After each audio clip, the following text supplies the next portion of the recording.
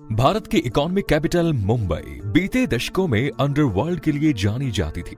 Extortion, gambling, illegal liquor, imported सामान की तस्करी और सरकार के टैक्स की चोरी से लेकर सड़कों पर खून खराबा करने वाले गैंगस्टर्स के बीच होने वाली गैंग वॉर को भी एक आम मुंबई करने देखा है। जब अपराधों का नेक्सस साठ गांठ करके कानून को चकमा देने लगा, उसके प्रावधानों का नाजायज फायदा उठाने लगा, तो पुलिस का एक नया अवतार भी मुंबई करने देखा। बीते दशकों में सक्रिय गैंग आज मुंबई में नजर नहीं आते। आइए जानते हैं मुंबई में अंडरवर्ल्ड के उदय से लेकर खत्म होने तक की पूरी कहानी। बने रहिए आप हमारे साथ इस इंपॉर्टेंट वीडियो के आखिर तक।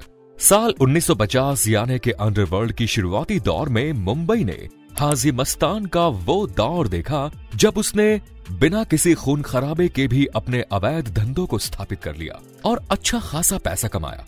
हाजी मस्तान साउथ इंडिया से आया था, तमिल अच्छी तरह से जानता था। उसके साथ ही उसकी मुलाकात वीटी स्टेशन पर कुली का काम करने और छोटी मोटी चोरियां करने वाले वरद राजन मुरलियार उर्फ वरदा भाई से हुई, जिसे हाजी मस्तान ने अपने साथ काम पर लगाया और फिर मुंबई का एक एरिया उसे दे दिया। आपको बता दें कि इन दोनों ने ही मुंबई में साल 1930 के करीब कदम रखा और 20 सालों में ही अपने आप को न केवल मुंबई में स्टैब्लिश किया, बल्कि अनैतिक धंधों का एक बड़ा चेहरा बनकर उभरे। आवाज की दुनिया के इन दो चेहरों के साथ ही मुंबई अंडरवर्ल्ड का एक और कैरेक्टर है, जो साल 1911 में अफगानिस्तान के कुनार में पैदा हुआ, लेकिन 21 साल की उम्र में वो तस्करी के काम में अपना सिक्का जमा चुका था। उसका नाम है करीम लाला, जो अफगानिस्तान से चलकर मुंबई आया। यहाँ सबसे पहले उसने हाजी मस्तान से मुलाकात की और फिर यहाँ उसने अपने अवैध धंधों का सिलसिला शुरू किया। तीनों ने अपने अपने काम का एरिया बांट लिया।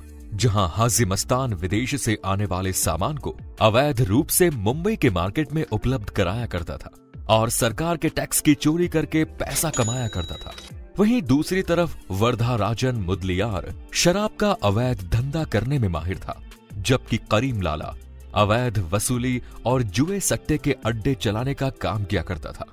इस समय सरकार विदेशों से आने वाली चीजों पर 400% तक कर लिया करती थी और ये स्मगलर विदेश से चीजों को तस्करी करके अपने पास मांगते थे और यहाँ के मार्केट में उसे बेच दिया करते थे। सरकार के टैक्स ड्यूटी की चोरी करके ये लोग अच्छा पैसा कमाते थे। ये तीनों अपने अपने एरिया में अपना अपना काम किया करते थे। कोई किसी के एरिया में दखल नहीं दे रहा था, सब कुछ ठीक चल रहा था। इस बीच रत्नागिरी से अपने भाई और गांव के कुछ लोगों के साथ एक नया लड़का मुंबई के डोंगरी इलाके में आया। उसने अपनी एक गैंग बनाई और छोटी मोटी चोरियां करने लगा। वो भी तस्करी के जरिए रोलेक्स की घड़ियां और बाकी सामान का धंधा करने लगा। लेकिन वो इतना एम्बिशियस था कि उसे पूरी मुंबई पर कब्जा करना था। इसके लिए उसने खतरनाक रास्ता अपनाया। वो मुंबई में एस्टैब्लिश्ड गैंग को छेड़ने लगा। दाऊद इब्राहिम ने अपने 2 आदमियों को हाजी मस्तान के इलाके में एक्टिव कर दिया, जो उसके एरिया में वारदात करने लगे। ये बात जब हाजी मस्तान को पता चली तो उसका ईगो भी हर्ट हुआ, लेकिन हाजी मस्तान इस मामले में खुद आगे नहीं आया, बल्कि उसने करीम लाला यानी कि पठान गैंग को ये बात बता दी और दाऊद के 2 आदमियों को पठान गैंग के आदमियों ने कुछ इस तरह पीटा कि उनकी शक्ल ही बिगड़ गई। ये बात जब दाऊद को पता चली तो दुश्मनी दोनों तरफ से शुरू हो गई। ये घटना 1974 की है, जब दाऊद के खबरी ने उसे खबर दी कि हाजी मस्तान के 4.25 लाख रुपए टैक्सी के जरिए ट्रैवल हो रहे हैं। उसने उसे टैक्सी के बारे में पता किया, उसकी लोकेशन के बारे में पता किया और अपनी पूरी गैंग को एक्टिवेट कर दिया और खुद ही अपनी गैंग को लीड करने लगा। उसने अपनी पूरी टीम के साथ टैक्सी में रखे पूरे 4,75,000 लूट लिए और फरार हो गया। मगर उसे हैरानी तब हुई जब उसे ये पता लगा कि ये पैसे हाजी मस्तान के नहीं बल्कि नजदीक के मेट्रोपॉलिटन बैंक के हैं। इसके बाद तो दाऊद इब्राहिम और उनकी टीम की हवा खिसक गई, क्योंकि इस मामले की जांच जो व्यक्ति कर रहा था वो कोई और नहीं दाऊद इब्राहिम का बाप इब्राहिम कास्कर था। यानी अब दाऊद को अपनी हरकत के लिए अपने पिताजी से तरीके से प्रसाद मिलने वाला था। और हुआ भी कुछ ऐसा ही। 4,75,000 की लूट उस समय बहुत बड़ी मानी जाती थी। इब्राहिम कास्कर मुंबई क्राइम ब्रांच में हेड कांस्टेबल के पद पर कार्यरत थे। उन्होंने तत्काल ही लूट करने वाले सभी गैंग को पकड़ लिया और अपने ही बेटे को थाने लाते हुए इब्राहिम कास्कर ने उस पर ताबड़तोड़ बेल्ट बरसाना शुरू कर दिया।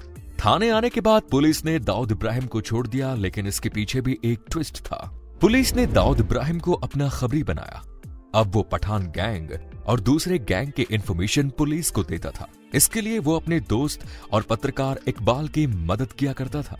बदले में पुलिस दाऊद इब्राहिम के छोटे मोटे गुनाहों को अनदेखा कर देती थी, क्योंकि पुलिस ने पठान गैंग जैसे बड़े लोगों को अपना टारगेट बना रखा था। गेम दोनों तरफ से जारी था। पुलिस को लग रहा था कि वो दाऊद को मोहरा बनाकर बड़े गैंग को ठिकाने लगा रही है, जबकि दाऊद भी पुलिस के जरिए अपने दुश्मनों को ठिकाने लगा रहा था। पुलिस नहीं जानती थी कि जिस लड़के को वो अपने लिए इस्तेमाल कर रहे हैं, आने वाले समय में वही उनके सिर का दर्द बन जाएगा।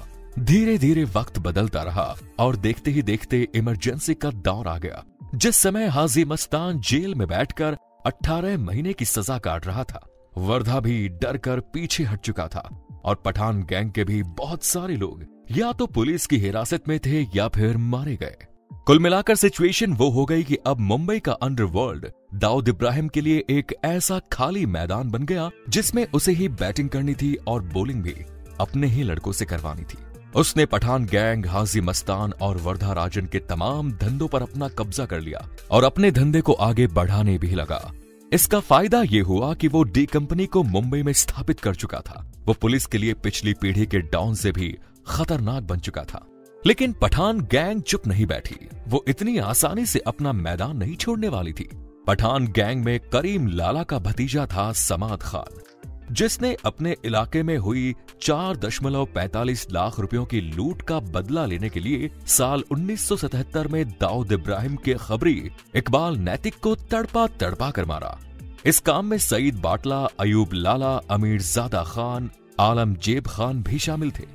इसके बाद साल 1981 में इस गैंग ने उस समय के सबसे खतरनाक और उभरते हुए अपराधी मन्या सुरवे को साथ में मिलाकर दाऊद इब्राहिम के भाई शब्बीर कास्कर को पेट्रोल पंप पर गोलियों से भून दिया और मौत के घाट उतार दिया।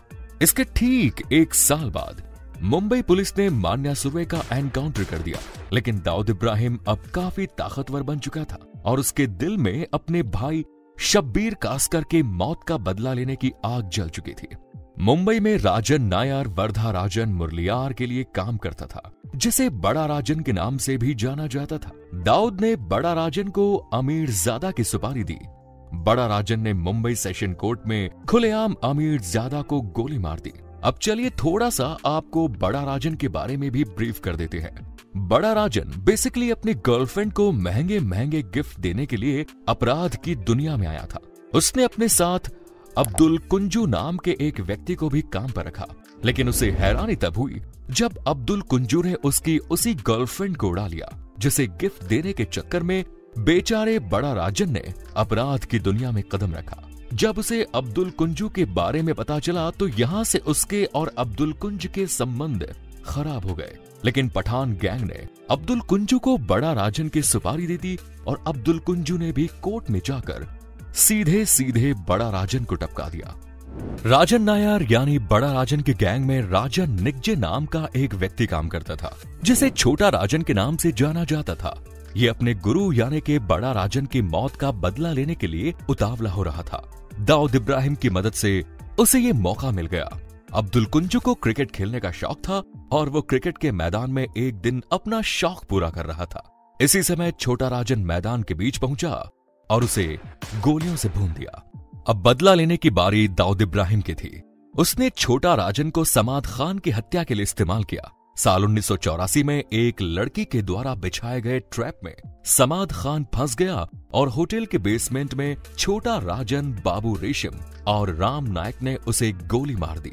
दाऊद इब्राहिम के भाई के कातिलों में अब केवल अयूब लाला, आलमजेब पठान और सईद बाटला बचे थे, जिनमें से अयूब लाला ने देश छोड़ दिया और बाकी 2 पुलिस एनकाउंटर में मारे गए। लेकिन इसके बाद भी अब दाऊद इब्राहिम भाई के बदले भाई चाहता था। वो अब करीम लाला के भाई रहीम लाला को मारना चाहता था। दाऊद इब्राहिम में छोटा राजन की मदद से 1986 में रहीम लाला को भी मरवा दिया। हाजी मस्तान और वर्दा राजन पहले ही मैदान छोड़ चुके थे। रहीम लाला के मरने के बाद दाऊद का रास्ता साफ हो गया और अब वो मुंबई का डॉन बन गया। आज की कहानी यहीं तक। आगे की कहानी जानने के लिए कमेंट बॉक्स में पार्ट 2 जरूर लिखिए। धन्यवाद।